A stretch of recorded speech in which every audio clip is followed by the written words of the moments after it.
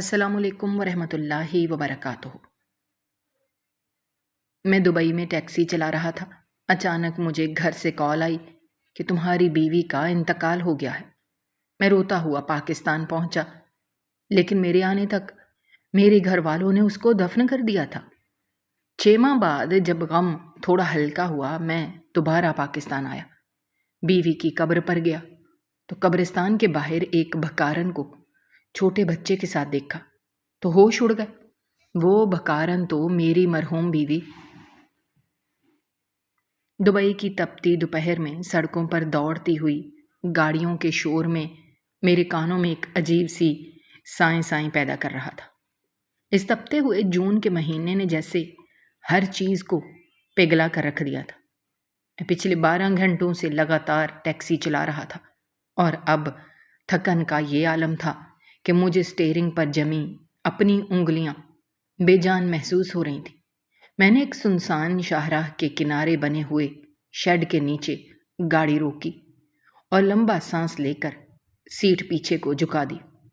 گاڑی کے AC کی ہلکی آواز کے علاوہ وہاں ایک پرسرار سی خاموشی تھی جس نے مجھے گھیر لیا۔ اس وقت نہ جانے کیوں میرا دل بری طرح دھڑک رہا تھا۔ سینے میں ایک ایسا بوجھ تھا جیسے کوئی بہت بڑی افتاد پڑنے والی ہو۔ میں نے پسینہ پونچھنے کے لیے رومال نکالا اور سامنے لگے شیشے میں اپنی صورت دیکھی تو ایسا لگا جیسے میں اپنے آپ کو نہیں بلکہ کسی تھکے ہارے مسافر کو دیکھ رہا ہوں جو 15 سال سے اس صحرا میں اپنی خوشیاں دفن کر رہا تھا۔ میرے ذہن میں بار بار اپنے گاؤں کی مٹی، وہ کچے مکان اور اپنی بیوی زینب کا چہرہ گھوم رہا تھا۔ زینب جو میرے ہر فون پر صرف ایک ہی ضد کرتی تھی کہ بس اب بہت کما لیا، اب واپس آ جائیں، مجھے آپ کی کمائی سے زیادہ آپ کی ضرورت ہے۔ اور میں اسے کہتا رہتا تھا کہ بس 2 سال اور صبر کرو، پھر میں ہمیشہ کے لیے واپس آؤں گا۔ مگر مجھے معلوم نہ تھا زندگی ہمارے ساتھ کیا کھیل کھیلنے والی ہے۔ اس دور میں انٹرنیٹ اور واٹس ایپ اتنا عام بھی نہیں ہوا تھا، بس کبھی کبھار ہونے والی فون کال ہی رابطے کا واحد ذریعہ تھی۔ میں ابھی انہی سوچوں میں گم تھا کہ اچانک ڈیش بورڈ پر رکھا ہوا میرا بھاری سا موبائل فون بجنے لگا۔ سکرین پر گھر کا نمبر دیکھ کر میرے ماتھے پر پسینہ آ گیا۔ اس وقت پاکستان سے کال آنے کا مطلب تھا کہ سب خیریت نہیں ہے۔ میں نے لرزتے ہاتھوں سے فون اٹھایا تو دوسری طرف میرے چھوٹے بھائی کی دھاڑیں مار کر رونے کی آواز آئی۔ اس نے بس اتنا کہا کہ بھائی جلدی آؤ، زینب بھابھی اللہ کو پیاری ہو گئی ہیں۔ اس لمحے مجھے ایسا لگا جیسے دبئی کی وہ تمام بلند و بالا عمارتیں میرے اوپر گر پڑی ہوں۔ میرا سانس حلق میں اٹک گیا اور نظروں کے سامنے اندھیرا چھانے لگا۔ وہ زینب جس کی رخصتی کو ابھی چند سال ہی ہوئے تھے، وہ جو میرے گھر کی رونق تھی، اتنی جلدی مجھے تنہا کیسے چھوڑ سکتی تھی؟ میں نے کئی بار فون پر ہی چیخ کر پوچھنا چاہا کہ یہ مذاق ہے یا حقیقت، لیکن میری زبان نے ساتھ نہ دیا۔ مجھے کچھ سمجھ نہیں آ رہا تھا۔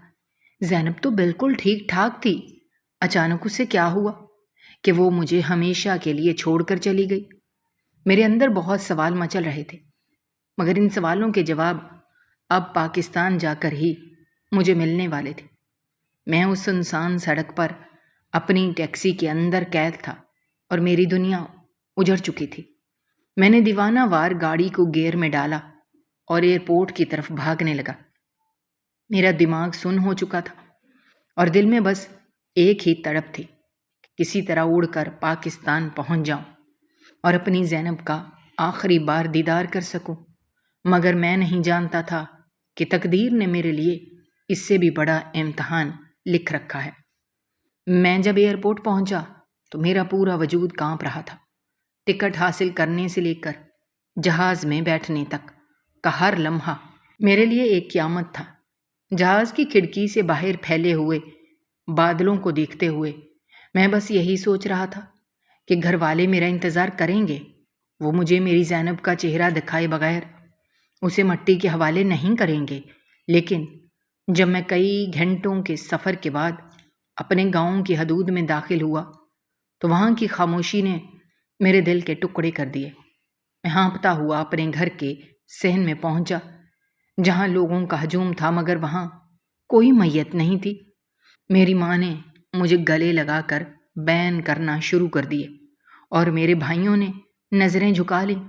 تب مجھے پتہ چلا کہ گرمی کی شدت اور حالات کی مجبوری کی وجہ سے انہوں نے میرے پہنچنے سے پہلے ہی زینب کو سپرد خاک کر دیا تھا۔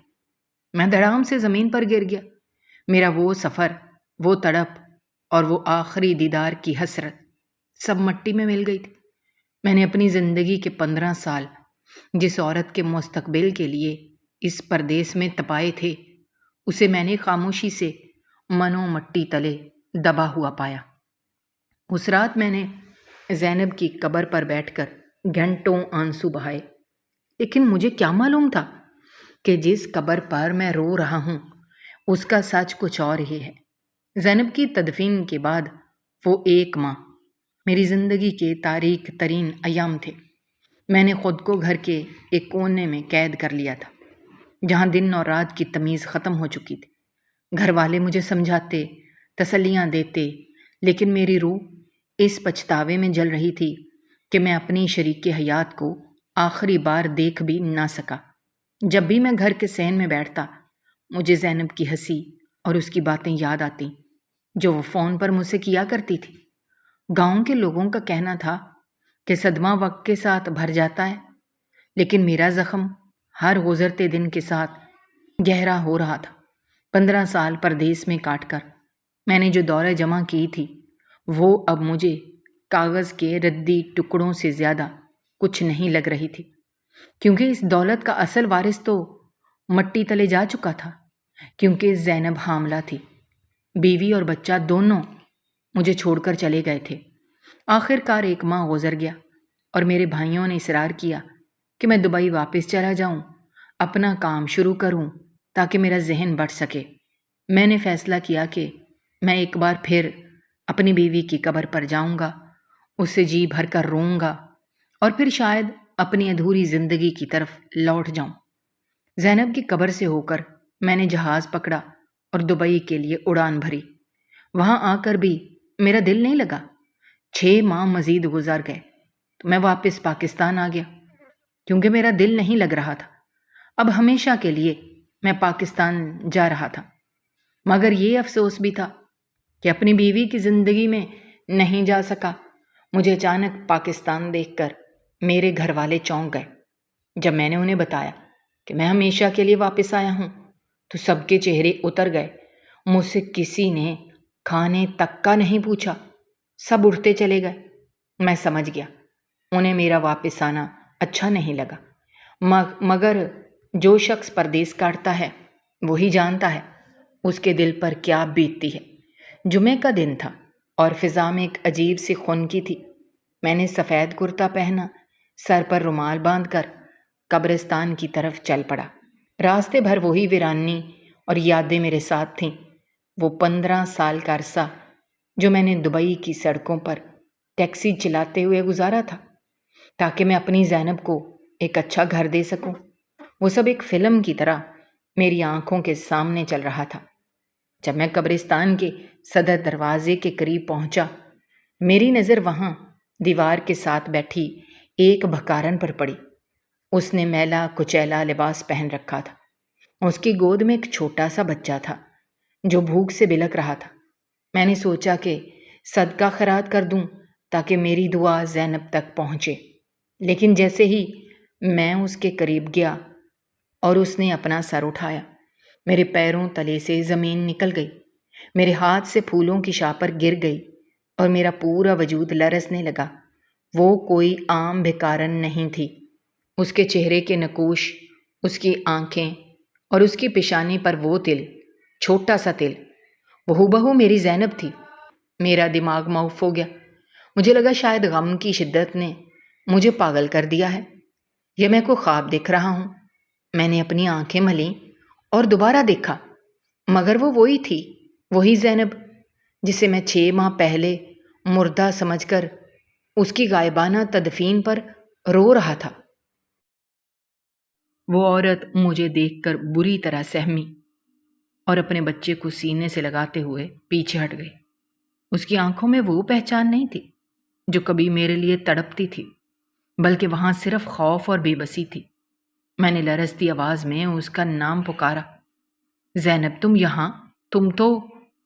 میری بات ادھوری رہ گئی کیونکہ اس نے خوفزدہ ہو کر اپنا چہرہ چادر میں چھپا لیا اور وہاں سے اٹھ کر بھاگنے کی کوشش کرنے لگی۔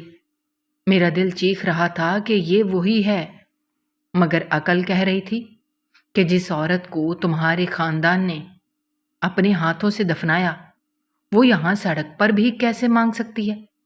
اس لمحے مجھے احساس ہوا کہ میری پیٹھ کے پیچھے کوئی بہت بڑا کھیل کھیلا گیا ہے اور زینب کی موت محض ایک حادثہ نہیں بلکہ ایک ہولناک سازش تھی جس نے مجھے 6 ماہ تک ایک جیتی جاگتی عورت کی قبر پر رلایا تھا۔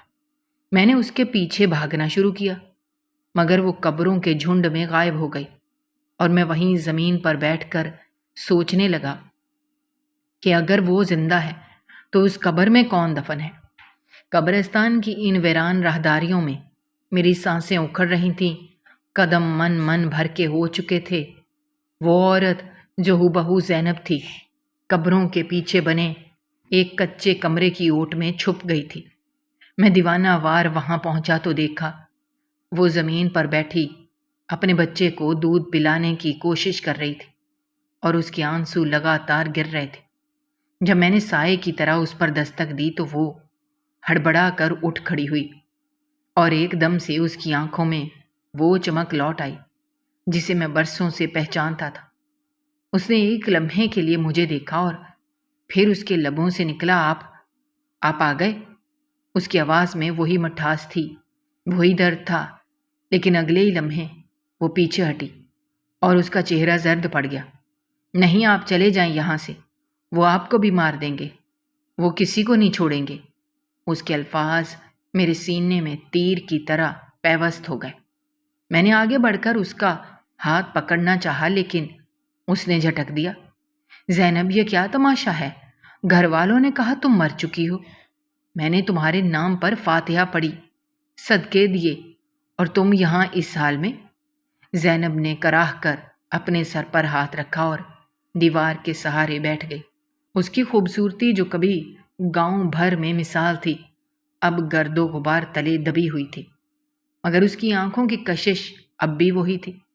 اس نے تھک کر کہا، آپ کے بھائی اور آپ کے قریبی دوست جن پر آپ اندھا بھروسہ کرتے تھے وہ سب اس جائیداد اور اس رقم کے پیچھے پڑے تھے جو آپ نے دبئی سے بھیجی تھی۔ جس دن آپ کو کال کی گئی اس رات انہوں نے مجھے زہر دینے کی کوشش کی، مگر میں نے کسی طرح بھاگ کر اپنی جان بچائی۔ وہ جانتے تھے کہ اگر میں زندہ رہی تو میں جائیداد ان کے ہاتھ نہیں آئے گی۔ انہوں نے گاؤں میں جھوٹی خبر پھیلائی کہ میں اچانک دل کا دورہ پڑنے سے مر گئی ہوں اور راتوں رات ایک خالی تابوت دفنا دیا تاکہ کسی کو شک نہ ہو۔ زینب کی باتیں سن کر میرا سر چکرانے لگا۔ میرے اپنے خون نے میرے ساتھ اتنا بڑا دھوکہ کیا تھا۔ زینب نے سسکیاں بھرتے ہوئے جاری رکھا، میں 6 ماہ سے اس شہر کی مختلف قبرستانوں اور مزاروں پر چھپتی پھر رہی ہوں۔ میں نے سوچا میں آپ کو خط لکھوں گی، مگر مجھے ڈر تھا کہ وہ خط ان کے ہاتھ لگ گیا تو وہ مجھے ڈھونڈ نکالیں گے۔ انہوں نے پورے علاقے میں یہ مشہور کر رکھا تھا کہ زینب کہیں نظر آئے تو اسے جادوگرنی سمجھ کر مار دیا جائے، کیونکہ وہ تو مر چکی ہے۔ اس نے اپنے چھوٹے بچے کی طرف اشارہ کیا جس کی آنکھیں بالکل میری طرح تھیں۔ یہ آپ کا بیٹا ہے جو ان کی درندگی کے سائے میں پیدا ہوا اور پل رہا تھا۔ اس وقت مجھے اپنے بھائیوں کے وہ چہرے یاد آئے جو میرے سامنے ہمدردی کا ناٹک کر رہے تھے۔ وہ سب میرے دشمن بن چکے تھے اور میں ان کے لیے محض ایک بینک اکاؤنٹ تھا۔ زینب نے میرا ہاتھ تھاما اور منت بھری نظروں سے دیکھا، خدا کے لیے ہمیں یہاں سے دور لے جائے۔ وہ لوگ آپ کو بھی میری تلاش میں ہیں، انہیں شک ہے کہ میں زندہ ہوں۔ اگر انہیں پتہ چلا کہ آپ مجھے مل چکے ہیں تو وہ ہم تینوں کو ختم کر دیں گے۔ میں نے اسی وقت فیصلہ کر لیا کہ اب مجھے مظلوم بن کر نہیں بلکہ ایک محافظ بن کر لڑنا ہے۔ میں نے زینب کو سہارا دے کر اٹھایا اور اسے ایک محفوظ جگہ منتقل کرنے کا ارادہ کیا۔ قبرستان کے اس کچے کمرے میں زینب کی باتیں میرے کانوں میں پگھلے ہوئے سیسے کی طرح اتر رہی تھیں۔ وہ ہاتھ جو 15 سال دبئی کی سڑکوں پر سٹیئرنگ گھماتے گھماتے سخت ہو چکے تھے، اب اپنی ہی تقدیر کی بے رحمی پر لرز رہے تھے۔ میں نے اپنے ننھے بیٹے کو دیکھا جس کی معصوم آنکھیں مجھ سے سوال کر رہی تھیں کہ کیا یہ وہی باپ ہے جس کی تصویر ماں اسے روز دکھاتی تھی۔ میں نے زینب کو سہارا دے کر اٹھایا اور اسے ایک قریبی بستی میں اپنے ایک پرانے اور بااعتماد دوست کے ہاں منتقل کر دیا جو میرے ہر دکھ سکھ کا ساتھی رہا تھا۔ اسے وہاں محفوظ کرنے کے بعد میرے اندر کا انسان مر چکا تھا، اب صرف ایک انتقام لینے والا وجود باقی تھا۔ میں بوجھل قدموں سے اپنے گھر کی طرف روانہ ہوا، وہی گھر جسے بنانے کے لیے میں نے اپنی جوانی کے 15 سال صحرا کی تپتی دھوپ میں جلا دیے تھے۔ جب میں صحن میں داخل ہوا وہاں عجیب منظر تھا۔ میرے دونوں چھوٹے بھائی ساجد اور عابد صحن میں بچھی چارپائیوں پر بیٹھے سکون سے چائے پی رہے تھے اور آپس میں کچھ کھوسر پھسر کر رہے تھے۔ مجھے دیکھتے ہی ان کے چہروں کی رنگت اڑ گئی، ان کے ماتھے پر پسینہ صاف بتا رہا تھا کہ ان کے ضمیر پر بوجھ ہے، مگر میں نے اپنے چہرے پر کوئی تاثر نہ آنے دیا۔ میں خاموشی سے ان کے پاس جا کر بیٹھ گیا۔ کیا ہوا بھائی، آپ اتنی جلدی قبرستان سے آ گئے؟ ساجد نے ہکلا کر پوچھا۔ میں نے سرد لہجے میں کہا، ہاں، وہاں کچھ ایسا دیکھ لیا کہ روح کانپ گئی۔ میرا جواب سن کر دونوں بھائیوں نے ایک دوسرے کو دیکھا۔ اسی دوران میری بوڑھی ماں کمرے سے باہر آئی۔ اس کی آنکھیں پتھرائی ہوئی تھیں، جیسے وہ کچھ کہنا چاہتی ہو مگر زبان ساتھ نہ دے رہی ہو۔ میں نے دیکھا کہ ماں کے پاس بھی وہ چمک نہیں تھی جو بیٹے کے واپس آنے پر ہوتی ہے۔ باپ تو پہلے ہی مفلوج ہو کر بستر پر لگ چکے تھے، ان کی آنکھیں بھی صرف چھت کو گھور رہی تھیں۔ میں نے بات شروع کی کہ ماں، ساجد، عابد، تم سب کو میرا واپس آنا اچھا نہیں لگا نا؟ میں جب دبئی سے ہر مہینے لاکھوں روپے بھیجتا تھا تب میں تمہارا سکون تھا، تمہارا سہارا تھا۔ اب جب میں خود آ گیا ہوں تو میں بوجھ لگنے لگا ہوں۔ ساجد نے بات کاٹنے کی کوشش کی۔ نہیں بھائی، ایسی بات نہیں ہے، بس زینب کی موت کا دکھ۔ زینب کی موت؟ میں نے دھاڑ کر کہا، کون سی موت؟ وہ موت جو تم نے کاغذوں پر لکھی؟ وہ جنازہ جو تم نے خالی تابوت کے ساتھ نکالا؟ یا وہ زہر جو تم نے میری حاملہ بیوی کو دینے کی کوشش کی؟ میں غصے سے چلا رہا تھا۔ صحن میں جیسے سناٹا چھا گیا۔ ماں کے ہاتھ سے پانی کا گلاس چھوٹ کر ٹوٹ گیا۔ عابد نے غصے میں کھڑے ہو کر کہا، بھائی آپ پاگل ہو گئے ہیں، غم نے آپ کا دماغ خراب کر دیا ہے۔ میں نے جیب سے موبائل نکالا اور زینب کی وہ ویڈیو پلے کر دی جو میں نے اس محفوظ مقام پر چھوڑتے وقت بنائی تھی۔ وہ اور وہی بیان پولیس کے پاس محفوظ کروایا تھا جس میں وہ رو رو کر اپنی بپتا سنا رہی تھی۔ ساجد کے پیروں تلے سے زمین نکل گئی۔ وہ بدحواسی میں بولا، ہم کیا کرتے؟ ہم نے سوچا تھا کہ اس عورت کو راستے سے ہٹا دیں گے تو اس کا بچہ بھی ختم ہو جائے گا اور تم بار بار پاکستان نہیں آؤ گے، تم وہاں کماؤ گے اور ہم یہاں عیش کریں گے۔ یہ عورت تو تمہاری بیڑیاں بن گئی تھی، تمہیں ہر وقت واپس بلاتی تھی۔ ہم نے تو تمہارے بھلے کا سوچا تھا کہ تم وہاں رہو گے تو جائیداد بنے گی، بینک بیلنس بڑھے گا۔ یہ سن کر میرے تن بدن میں آگ لگ گئی۔ تم نے میرے خون سے غداری کی، میری اولاد کو مارنے کی کوشش کی، میری بیوی کو بھکارن بنا دیا۔ میں نے ساجد کا گریبان پکڑ کر اسے زمین پر دے مارا۔ جس جائیداد کے لیے تم نے یہ کھیل کھیلا وہ جائیداد میں آج ہی زینب کے نام کروں گا اور تم سب کو اس گھر سے دھکے دے کر نکالوں گا۔ میری ماں روتے ہوئے آگے بڑھی، بیٹا ہمیں معاف کر دے، یہ سب ان دونوں کی شرارت تھی، میں تو بس خاموش تماشائی بنی رہی۔ میں نے اپنی ماں کو دیکھا جن کے قدموں تلے میں نے اپنی جنت ڈھونڈی تھی، मगर आज वो जन्नत भी मुझे एक धोखा लग रही थी। मेरी माँ मेरी सुतीली माँ थी, मगर मैंने हमेशा उन्हें इज्जत दी, ख्याल रखा, कभी सुतीली माँ नहीं समझा। मगर उन्होंने आज जता दिया था कि सगी औलाद सगी होती है। अपने बेटों के साथ मिलकर मेरे बीवी बच्चे को मारने की साजिश की। जिस घर में मेरी बीवी और बच्चे को पनाह ना मिले, जिस घर में वो घर मेरे लिए जहन्नुम है, आपने भी तो इस सच को छुपाया। क्या आपको उस मासूम बच्चे पर तरस नहीं आया जो दर दर की खाक छान रहा था? मैंने तो कभी आपको सुतेली नहीं समझा, मगर अफसोस कि आपने सगे सुतेले में फ़र्क करके ये मसाइल कायम कर दी। सुतेली माँ कभी सगी माँ नहीं बन सकती। उस वक्त गांव के मुअज्जिज़ीन और पुलिस, जिन्हें मेरे दोस्त ने पहले ही इतला दे दी थी, घर में दाखिल हुए। ज़ैनब भी बुरके में मलबूस मेरे दोस्त के साथ आ गई। जैसे ही वो सहन में आई, मेरे भाइयों की चीखें निकल गईं। ज़ैनब ने अपनी चादर हटाई और अपने ससुराल वालों के सामने खड़ी हो गई।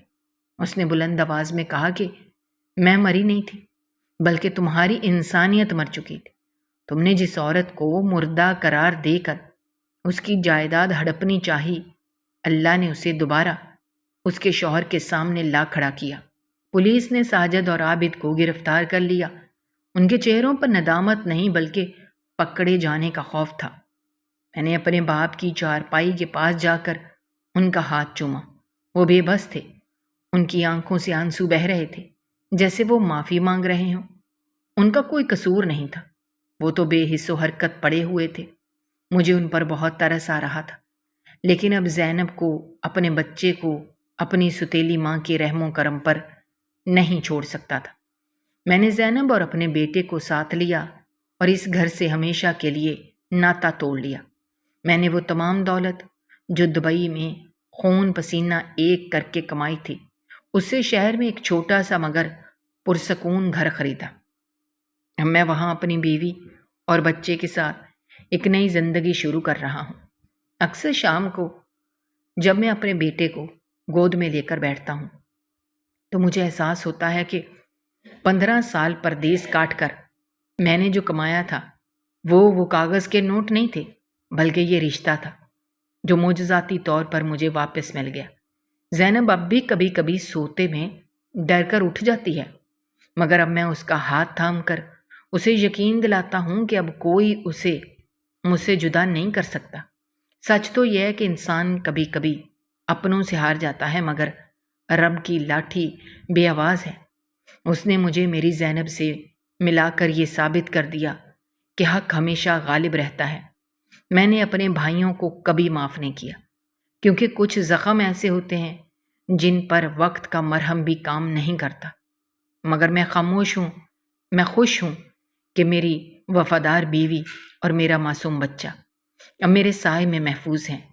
हमारी कहानी एक सबक थी उन लोगों के लिए जो दौलत की खातिर रिश्तों का लहू पीते हैं, और जो लोग घर से दूर रहकर अपने बीवी बच्चों को दूसरों के रहमो करम पर छोड़कर पैसा कमाने निकलते हैं।